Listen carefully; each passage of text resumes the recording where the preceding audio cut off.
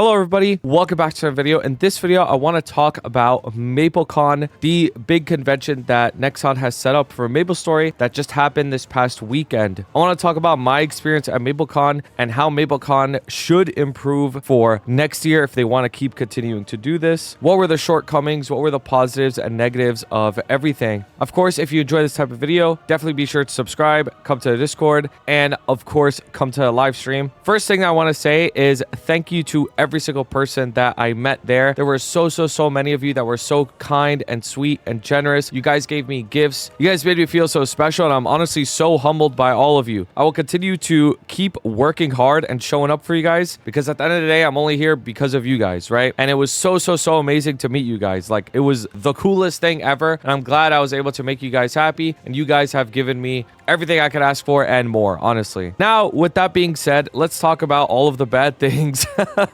Let's talk about all of the bad things. Although my experience at Maplecon was still a good experience because you guys made it a good experience for me, the con itself was a disaster. There is no other way to put it. It was just straight up a disaster, a catastrophe, completely unacceptable. Some might even say a scam, honestly. So now let's look into it, right? Why was it such a disaster? First of all, Avali, shout out to her. Probably the greatest host ever, like straight up. She literally hard carried anything that had to do with like hyping the crowd up or explaining things to the crowd. Like, genuinely super talented. So Maplecon had two different tickets for those who don't know. You had general admission that was $145, and then you had platinum tier, which was $280. And the difference from general and platinum mostly came down to how they advertised their merch and how they advertised the lines. So first of all, if you were to get a platinum ticket, you would get an hour early to get your hands on the merch. This straight up did not happen at all. As a matter of fact, people pretty much didn't even get any merch at all, like entirely. The whole system was completely broken.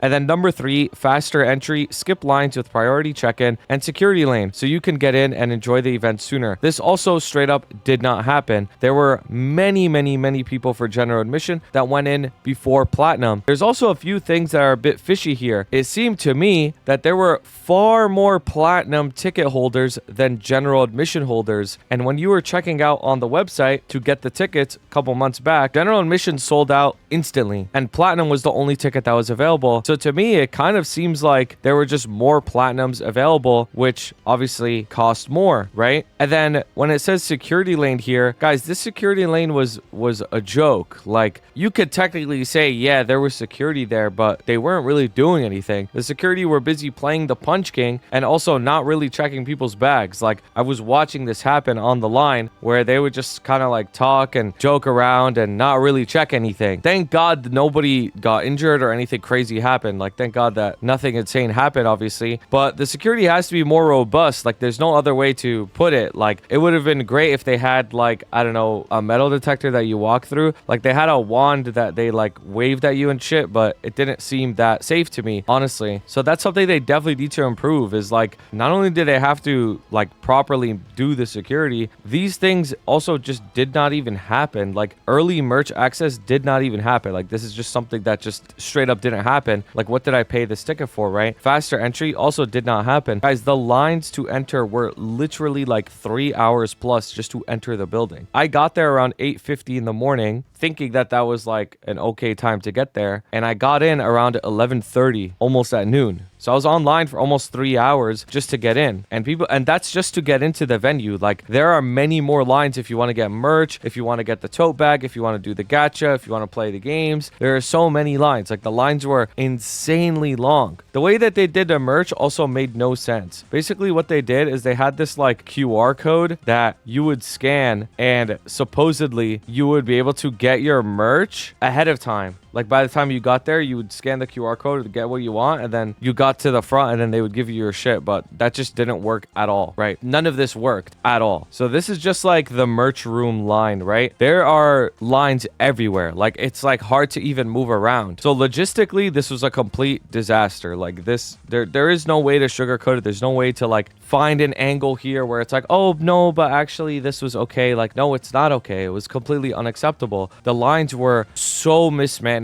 The entire merch was mismanaged. The security was mismanaged. All of it was mismanaged. Now, like I mentioned before, just because I still had a good time because I was able to see everybody and you guys made it a good time and meeting everybody was great, seeing my friends and all that stuff. Obviously, that was all good, but that doesn't take away from the fact that the con was a disaster and Nexon needs to improve this. Now, let me tell you guys something a little interesting. So when I was walking in, Inkwell himself noticed me and shook my hand and we were talking for a little bit, right? And he pulled over Dr. Lim and we all took a picture together, right? But this clip ends a little bit early. And what me and Inkwell talked about, it was very, very quick. It's not like we had a whole conversation. But basically, he shook my hand. He thanked me for flying here. He knew who I was. He called me Duky. He told me he watched my videos and that he loved my videos. That's straight up what he told me. He told me he watches my videos and he loves my videos. So hopefully him or somebody on his team or somebody at Nexon could watch this video and really take it seriously and can improve Maplecon for next time. The CMs also said the same thing. Callahan, Pataro, Miso, they all knew who I was. And Callahan was saying that he appreciated what I did and that they needed people like me in the community that speak their mind and make videos about the game. So here I am making a video about Maplecon's feedback. Like, take this very seriously. Like, everybody wants to have a successful convention. Like, everybody wishes for Maplecon to be this like super hype thing.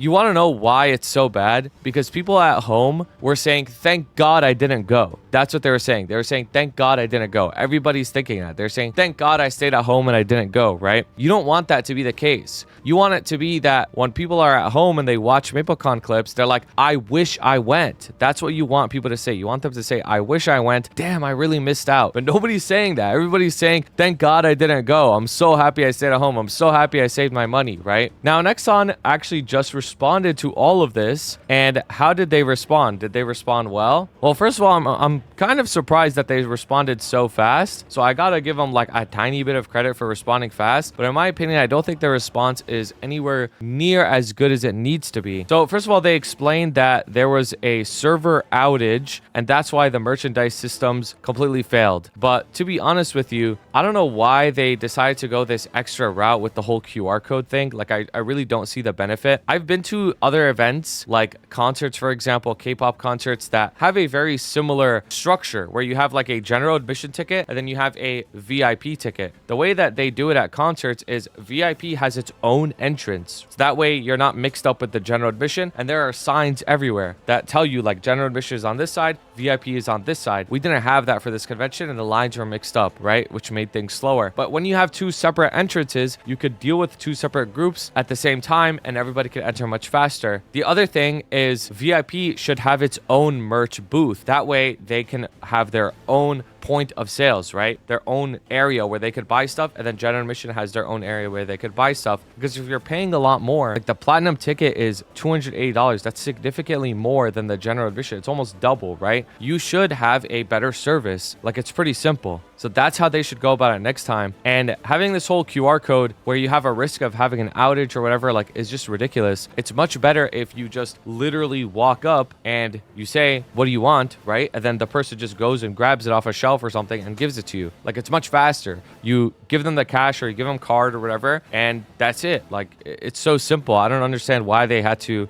go this really extra route. So what they did to try and make up for it is they decided to make some of their most popular items again: the anniversary jersey, the bandana, the mood lamp, the plush, and the blankets. They're gonna make more of these, and every single person that bought a ticket gets to pre-order one of these, only one item, and it gets shipped to your house, and the shipping is covered only if you're in the US. So how did they decide to make up for this disaster event? By allowing us to spend even more money, by allowing us to even spend even more money on their stuff, which I think is pretty ridiculous. Honestly, it's just funny. Like, at this point, it's just funny. And then they also are comping some in-game items, right? So general admission gets all of this like free NX, platinum gets all of that, but you also get some resources within the game like XP vouchers, VIP boosters, mystical fam cards, and Soul Urda. Just so we're clear, this is not that good. Like, if you're not aware of like modern MapleStory stuff, this is not that good. Like, this is not that good of a comp in terms of in-game items. I also want to remind people, and especially anybody at Nexon who's watching this, I want to remind you guys that not everybody even plays modern MapleStory. A lot of people went to the Maplecon for classic MapleStory. So all of this stuff is useless. It doesn't do anything. for a lot of people. And also, even more people don't even play the game like that. Like, they don't even play a lot. I play the game a lot, so these items will be useful for me, right? But most people don't. Most people don't play the game a lot, and they probably won't even use these VIP boosters. Probably don't know what to do with the XP tickets. Blue cards, maybe they don't even have unique fams in the first place. You know what I'm saying? Like, this stuff doesn't really help that much. Like, it's whatever. You're comping an IRL experience with online items that don't actually matter. You know what people want? People want their money back, right? Now, honestly, I don't even think that they would go that far. I don't think they would refund people's tickets, but at least give people some sort of like Maple points, right? Give people Maple points. That way they at least have some sort of dollar value returning to them. But even that honestly still isn't enough, because how do you quantify standing in line for 5+ hours potentially, right? 3 hours just to get in. God knows how many hours to get food, how many hours to stay on the Gatch line, how many hours to get merch, all that stuff. Like, you're literally there just to stand in line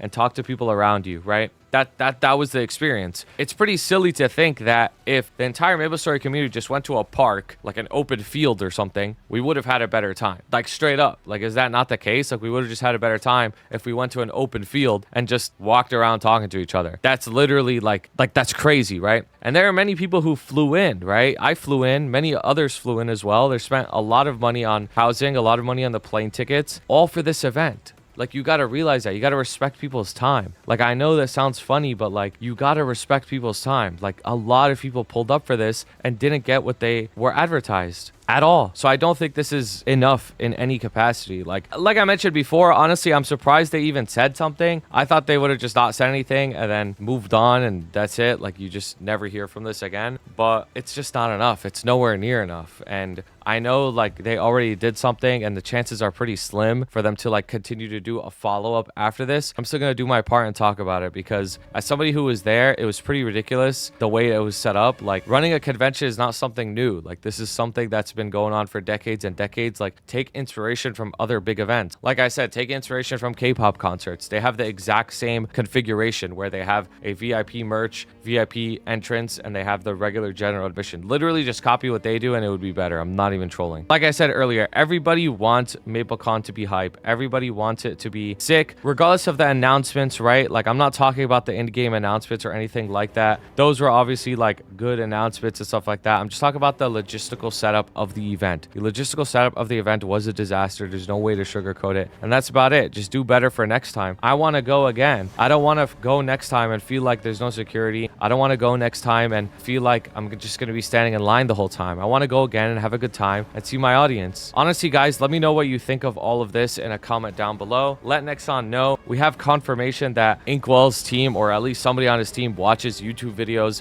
He said that he watched my videos and loves them. Means he probably watches other people's videos as well. Same with the CM. So let your voices be heard. Like, it actually does matter, even if it feels like it doesn't. Anyways, I appreciate you guys so much for watching. Let me know what kind of videos you want to see next. Pull up to the live stream, and I'll see you guys next time. Shout out to my beautiful members: Blazefire, Shooms, Shagad, Ravi Espa, Koga, Skittles, CKJ, Vampiric X, Fresh and Juicy, Kelvin, Cloud Figs, Trashbot, Henzo, Dylan, Cloudy Quesos, Jason B, Sylvester L, JA, Russell M, Mochi Teddy, Zero Sama, Shredbot, Michael R, and Suna TM. I appreciate you guys so much. If you guys ever want to submit art, put it in the Discord fan art channel, and I'll see you for the next video.